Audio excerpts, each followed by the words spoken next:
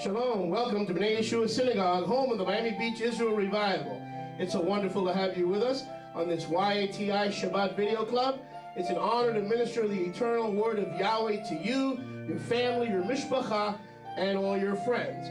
We welcome you to join us right here in the center of World Two House Messianic Yisrael Revival as you pull up a chair and get ready for today's message in the word of Yahweh. Again, we want to thank each of you from the bottom of our hearts for signing up, joining, and being a part of the worldwide outreach of the Miami Beach Israel Revival. Let's go into today's message as we sit back with our hearts open, our ears leaning forward, as Yahweh Eloheinu feeds us with the goodness and heritage of our father, Yaakov. Shabbat Shalom.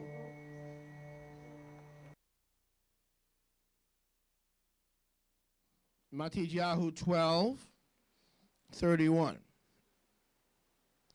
Please be back on time in the future. I think you're about a minute and a half late.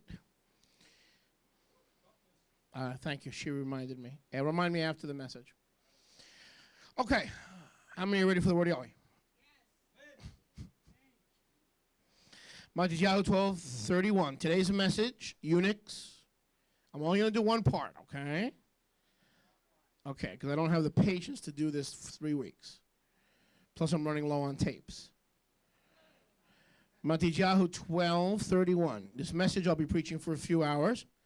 Eunichs, marriage, divorce, forgiveness. Eunichs, marriage, divorce, forgiveness. Eunichs, marriage, divorce, forgiveness. Eunichs, marriage, divorce, forgiveness.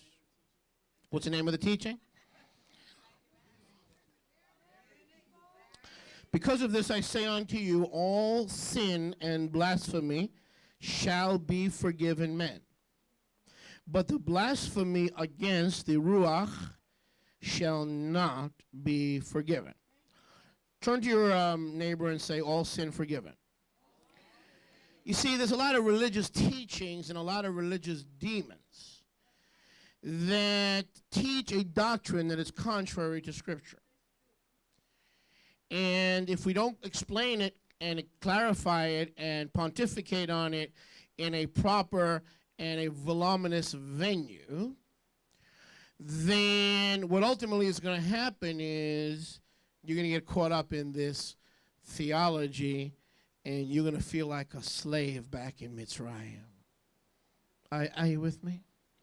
So I want to cover a few things today, such as eunuchs, marriage, divorce, and forgiveness. Now, according to verse 31 of Matthew 12, there's only one sin that cannot be forgiven, and that is the sin of the blasphemy of the Ruach HaKodesh. Do you see anywhere in this verse where it says divorce is the unpardonable sin? Do you see anywhere in part A, B, C, or D in verse 31? Does anyone see that? Yeshua says that all sins shall be forgiven. How many sins? All sins. Yeshua said there is one sin that can never be forgiven. And that, of course, as the church teaches, is adultery, is divorce. Right? Wrong. then why have you and I been told that divorce is the unpardonable sin? And that if you get divorced or if you marry a divorced man or woman, you cannot be forgiven. You cannot be involved with that person. You cannot be romantically affiliated with that person. And you cannot, if you're going to a congregation, you cannot be under that rabbi or pastor's teaching. Now, let me qualify my remarks by saying there are going to be some people here today that no matter what I say, you're going to disagree with me. No matter how I explain it, you're still going to disagree with me. Guess what? I don't care. I don't care. How's that sound? I don't care if you agree with me or disagree with me. I've got to preach what Yahweh has sent me to preach. How's that sound? You don't pay my salary, you don't call me, and you don't dislodge me from my position. That's how I'm bold. That's how come I have New York spunk. Because I don't really care what you think. I can't lead 200 congregations in the union and care what people think. I may smile to your face, but behind closed doors, I can't let your opinions dictate the word of Yahweh. Or my ministry. I can't. I am accountable for every word on the day of judgment that I give to man. Yahweh said, Yeshua said, every word that man speaks, he will be accountable on the day of judgment. And Yahweh said, not many of you should be teachers because you shall receive the greater judgment or the greater condemnation. Most of you in this room have been told that if you marry a divorced person or if you are engaged in the process of divorce, that you can never get remarried because you have committed, or you shouldn't be married, because you have committed the unpardonable sin. Now, let's start from verse 31. Are you humble enough to forget what your last pastor told you? Are you humble enough to forget what mama told you? If she told you wrong? Humility is not how high you walk or how broad your shoulders are or how your posture befits and is illuminated and exemplified before the canons of humanity. Humility means, can you still learn, or have you arrived? Have you and I arrived? Unteachable. Rav Shul says, it is not as though I have already attained, but I press forward so that I may attain and may apprehend that which I was apprehended for. So according to the Master Yeshua, this is not Oral Roberts, this is not Ken Copeland, this is not Moshe Konachowski. According to the Yeshua, he said, all sin shall be forgiven. Is that what it says? Huh? Okay. Before we get into marriage and divorce, I want to talk about something else. Go to Shemot 19:14. Shemot 19:14. Would you call adultery a sin? Yes. Would you call divorce a sin? Yes, absolutely. Is it wrong to divorce? Yes, it is. Is it wrong to marry a divorced person? Yes, it is. Is it wrong to get a divorce? Yes, it is. Do we have that clear? Don't go out of this place saying, well, I go to a place where the rabbi says it's okay to get divorced. If I catch you, I'll cut your member that's lying. You think I'm mean. You know, Nehemiah got Israel to start breaking Shabbat. He pulled their hair out. So don't accuse me of being mean. Okay, so don't go out of here lying about the rabbi. I am not saying that divorce is not a sin. It is a sin. Marrying a divorced person is a sin. Getting a divorce and you're breaking covenant with Yahweh and breaking a blood covenant is a sin. We got that straight? Now we can go on to truth, now that we got that straight. Baruch Hashem Yahweh. This afternoon's message, Eunichs, marriage, divorce, and forgiveness. Shemot 19:14. We're in the season of the Shavuot.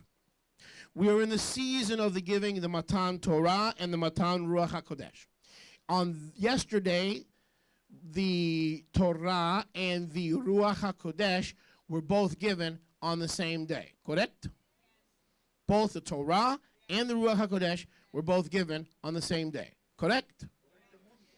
So we're still in the season of Shavuot. Unlike traditional Jews, we don't celebrate Shavuot for 2 days. We celebrate it for just one, like Scripture, but still we're in that season. How did Israel get ready for Shavuot, that first Shavuot, not that first Christmas, but that first Shavuot? They prepare themselves. Look at verse 14. Shemot, Exodus 19:14. Moshe came down from the mountain to the people and set the people apart, and they washed their garments. And he said to the people, be prepared by the third day. Do not come near your wife. And it will be on the third day in the morning. That's why we had it 10 o'clock and some of you overslept. Well, Rabbi, why didn't you just have the service at 1? It would have been easier. Sure, but my calling is not to make your job easier. My calling is to make it biblical, to make your life and my life more in accord with the Master's life. Why did I have you here at 10 o'clock yesterday? Because the Torah was given early morning when everybody was awake. Baruch Hashem Yahweh. And what time did the Ruach HaKodesh fall? The third hour, the same time the Torah was given. It came to be on the third day, 16, in the morning, that there were thunders and lightnings and a thick cloud on the mountain, and the sound of the shofar was very loud, and all the people who were in the camp trembled. So they washed and abstained for 3 days. Why? Because an emission of human body fluid, according to Torah, is uncleanness. It is tamai. It puts one in the state of impurity before Yahweh. So for 3 days, not only they didn't go near their husband or their wife, they washed themselves and washed them. I don't know if they washed all their garments or kept washing the same garment for 3 days. I'm not sure. But they were being what? Eunicized. A eunuch means someone who refrains from marriage and or marital relationships. Right? Yes? Am I right? Or some of you need to look that up in the dictionary. It is someone who is abstaining from marriage and or the accompanying marital relationships. The word of Yahweh calls that person a eunuch, not a square, not a fool, not someone who is weak and needs to be prayed for, not someone who is less spiritual or gay. Okay? These people are eunuchs, and there are 3 ways that they become eunuchs.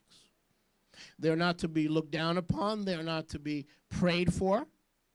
They are not to be looked at as weird, different, lesbian, or gay. They are described in their lifestyle as a eunuch. Amen. Eunuchs, the first eunuch was Israel. Israel was not to touch a member of the opposite sex for how many days? 3 days. When you get married, that's usually no problem because you can go 3 months without touching a member of the opposite sex. Come on now. That's just part of the rigmaroles of life. You know, single folks think that married folks, you know, they have this intimacy all the time. What happens if it only happens once every 20 years? Would you still get married? Would it shock you to find out how little intimacy there is in most marriages, where the husband and the wife have to make an appointment with each other because they're so busy? I mean, let's get real here. So, I hear the giggling from the spiritual crowd. So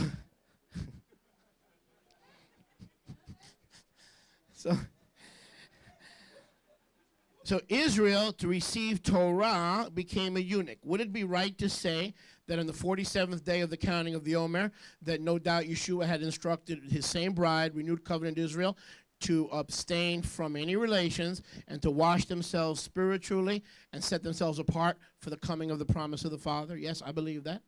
If that was the same bride being renewed, then would not they have gone through the same process that Israel went through on Mount Sinai?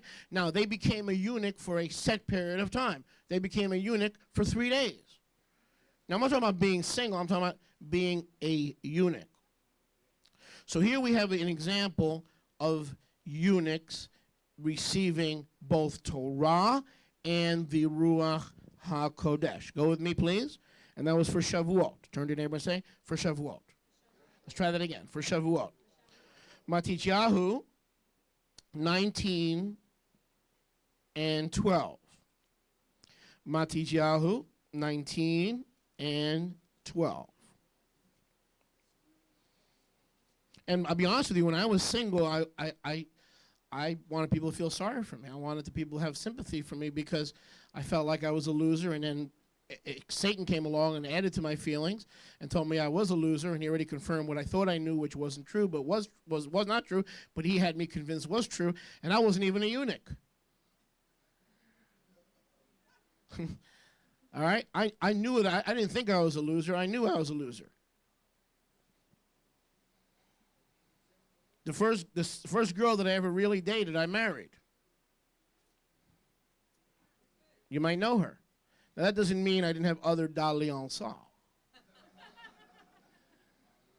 It just means that it wasn't a real relationship, see? So I wasn't even a eunuch. I mean, trust me, I didn't want to serve Yahweh by withholding myself from a woman.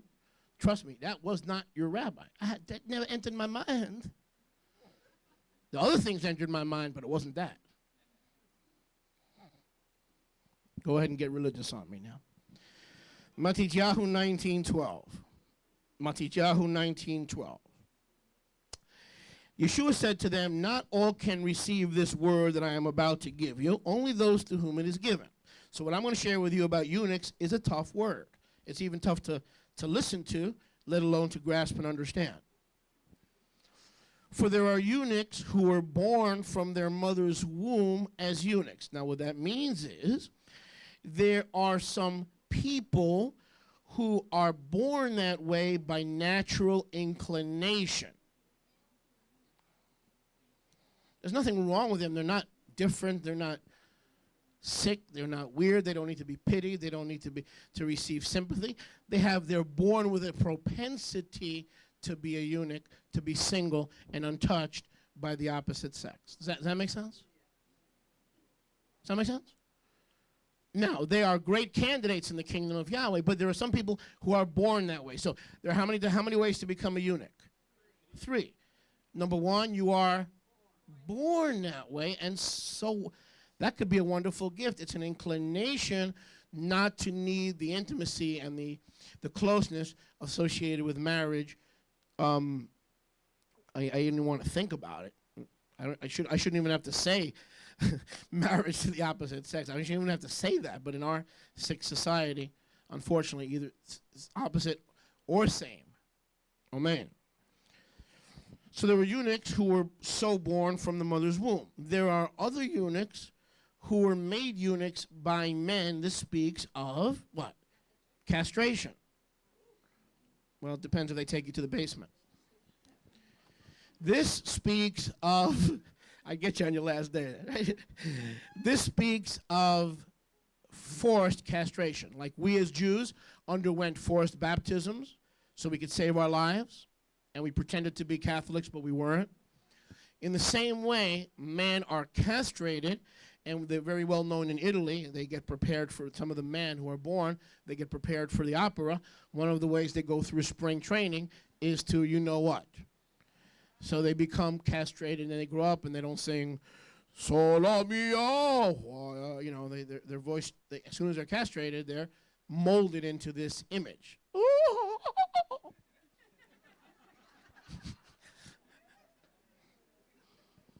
Baruch Hashem Yahweh. So there are eunuchs who are made eunuchs by men. Trust me, this is not the way you want to become a eunuch. And the first way, if you become a eunuch through natural birth, people will laugh at you and mock at you, and people will think you're a loser. And you may not be a loser. You may be a real winner, and you're not getting entangled with human bondages and human relationships, and you're free to pursue the master's will in your life. And Rav Shaul said the same thing. He said, for the time that is coming upon us, it is better that you remain single. What time? The time of Yaakov's trouble, the time of the great tribulation. It's better. If you have that inclination from your mother's womb to be a eunuch, follow that inclination to be single. It's better because you're free to serve the master and not think how to please your wife or your husband, but think about how to please the master. But then there are eunuchs who have been made eunuchs by men, and again, this is torture. This is unscriptural. Baruch Hashem Yahweh. I said it's unscriptural.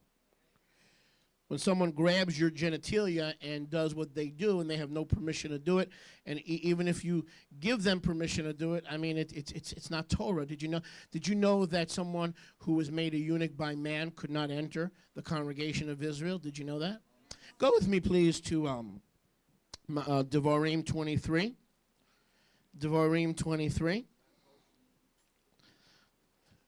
Deuteronomy 23. Verse number 1.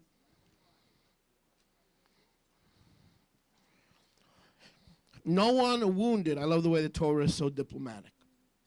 No one wounded or crushed whose member is cut off. It's not talking about membership to a golf club. Whose member is cut off enters the assembly of Yahweh. So, we talk about being Israel. We are Yisrael. Well, according to the Torah is, if you have had some kind of castration, male or female, it says you can't enter the assembly of Israel. Now what do you do? Huh? Now, would that apply for women? I don't know. I mean, specifically, it's talking about men. Okay, I don't know. I don't want to get into that. That's beyond me. Okay? But as far as a man whose member is cut off, they can't even be part of Israel. I mean, we're not talking about Brit Milah. We're not talking about circumcision. We're talking about willful castration, either by yourself or by other men. Yahweh says they cannot enter the assembly, which means what? They're not part of the people of Israel. Look at verse 2. Also, no one of illegitimate birth goes in the assembly of Yahweh, even to the 10th generation of his does not enter the assembly of Yahweh. An Ammonite or Moabite does not enter the assembly of Yahweh. Even to the 10th generation, they do not enter the assembly of Yahweh. And then, of course, he talks about the Edomite as well. Verse 7, don't hate the Edomite, meaning the Arabs, they are your brother. They hate us, but they are our brothers. We are not to hate them. We are to bring Yeshua to them. Amen? So what is this talking about? Now, Galatians speaks of the Torah, something in the Torah being nailed to the tree. It is not the Torah that's been nailed to the tree like the church teaches. It's the curses. So those who were castrated by men, if Yeshua had not come, could not be here today. But and also if you don't know who your dad is, you know who your mom is, but you don't know who your dad is, he left your mom at an early age, you also can't be here today as part of Bnei Yeshua unless Yeshua had come and reversed that curse. See? And now even if we are illegitimate children, it doesn't matter because Yeshua has redeemed us from the curse in the Torah as it is written, cursed is everyone who hangeth on a tree, that the blessing of Abraham may come upon the nations, Galatians 3:28 and 3:29. Okay? He has redeemed us from the curse of the Torah. Not that like the church teaches, that the Torah is cursed, and the Lord sent his son to remove to remove the curse of the Torah. That is screwy Louis theology. If the Torah was nailed to the cross, how do you know you're a sinner? The only way you know you're a sinner is the Torah's got to still be in effect.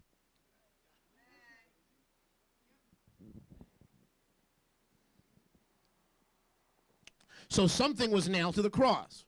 Well, if you read Ephesians 2, it says, who took all the ordinances and all the commandments that were against us, having nailed it to the tree. Not the commandments, but the commandments that were against us, the ones we broke. Every commandment we broke in violation in our walk, in our life, in our being on this planet. Every one of those commandments that were against us were nailed to the tree. That's what salvation is all about. Every commandment that was against us was nailed to the tree. That's what salvation is all about. Amen? If every commandment that you had broken was not nailed to the tree, you wouldn't be saved. Baruch Hashem Yahweh. So what that religious system has done is saying, no, Yeshua came, it says he nailed the commandments. Excuse me, which part of Genesis do you think was written by Satan to be against you? Which part of Deuteronomy do you think was written by Satan to be against you? That's crazy theology. To say that the Torah is against us when Yahweh says, if you do this, you'll live in the Torah. If you do this, you'll have life. If you do this, you'll live. No part of the Torah can be against us. So whatever Ephesians is talking about, Rav Shaul, it is not the Torah that can, how can Yahweh's word ever be against us? Yahweh says, I know the plans I have for you, to prosper you, to give you a future, to give you hope. Yirmiyahu 29:11. He says, do this and you shall live. Do not say it in your heart, it is too hard to bring this word down from heaven, or to go under the sea and bring this word from out under the sea, Devarim 30. But it is nigh unto you, even in your heart, even in your mouth. And Rav Shaul quotes that in Devarim in the book of Romans and says, this is the word of Messiah that we preach. It's not a hard word. It's the Torah that's put in our heart. So the commandments were not against us. Whatever was nailed to the tree of sacrifice was against us. This was against us right here. The curse of being a castrated eunuch, or made a eunuch from among men. That the curse. The curse of being a Moabite. What happens if you don't have the right bloodline? What happens if you are a Moabite or an Edomite and you want to get saved? You want to accept Yahweh's Son. You want the gift of salvation. You want eternal life. What do? Well, according to the Torah, if you were a Moabite or an Edomite, meaning a descendant of the incestuous relationship between Noah and his daughters, you couldn't get in. Blood or no blood, temple or no temple, altar or no altar, you couldn't get in. Because your bloodline forbids you. These are the curses that were nailed to the tree. Not the good word of Yahweh, which liveth and abideth forever. The flower fades, the grass withers, but the word of Yahweh abideth forever. So the Torah wasn't nailed. What was nailed? All these curses that stopped you from entering the assembly of Israel. Today, you can enter the assembly of Israel because all these curses have been removed. Turn with me to Galatians, please. Oh, there it is. Galatians, by the way, is the most pro-Torah book. No book, for those of you who are first coming to the Miami Beach Israel Revival, no book in the Brit Hadashah is more pro-law, I'll use the word law because you're new to this thing, than the book of Galatians. Well, that's not what I was taught. I know, neither was I.